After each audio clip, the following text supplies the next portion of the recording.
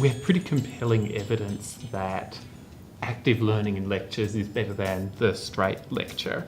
There was that recent big review study of active learning versus normal lectures in science, technology, engineering, mathematical sort of disciplines, and it found a massive gulf between learning outcomes and also student success between the two sorts of class.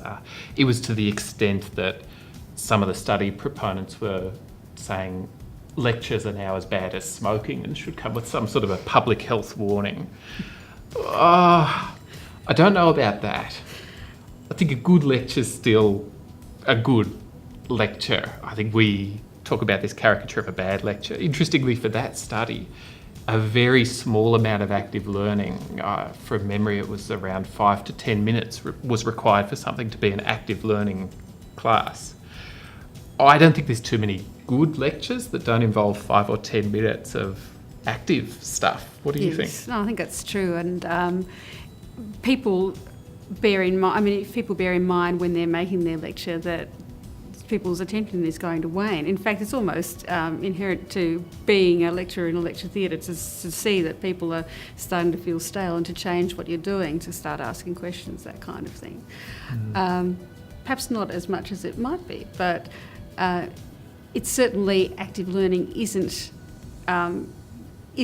foreign to the lecture theatre either. I'm thinking about this idea of the transmissive learning.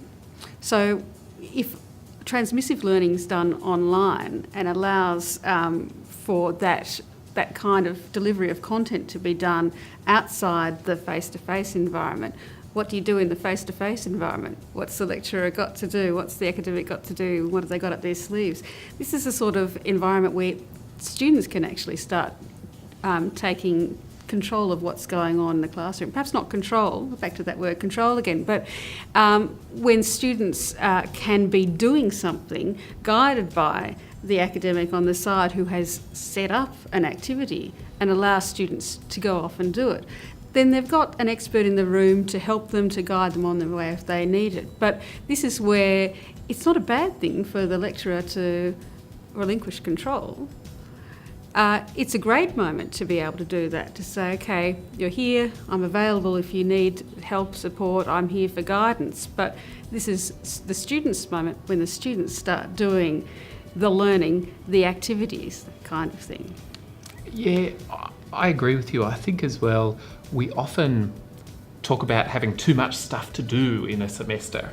Well, if you shift some of the transmissive stuff out of class, you've got time to do the stuff you want to do. When I talk with people about, hey, how about you incorporate some formative peer review of assessment tasks into your classes, the response I get is, we don't have time for that. We have this many weeks and this much content to cover.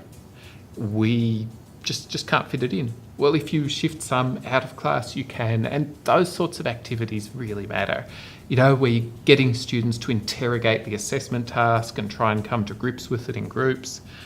There are lovely things I'd love to do. I'd love to get students to construct the rubric. Now that's a task that would take weeks and be a really useful learning activity as students come to understand where the criteria and standards are for this sort of work.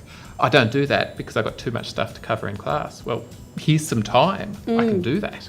And then when students are able to do that in a class environment with each other, but with the unit coordinator, the teacher there and available, it means that they've got a chance to sort of develop their understanding, ask some questions, and really sort of come to grips with the subject a lot more by interrogating it, by teasing it out, and then by having someone available to answer questions as they go. That sort of learning experience is very valuable. That sort of learning experience can be enabled by shifting, as you say, some of that sort of content consumption to another time, because being in the room with a subject expert is a really valuable thing, and you don't want to spend all of that time just listening to them talk.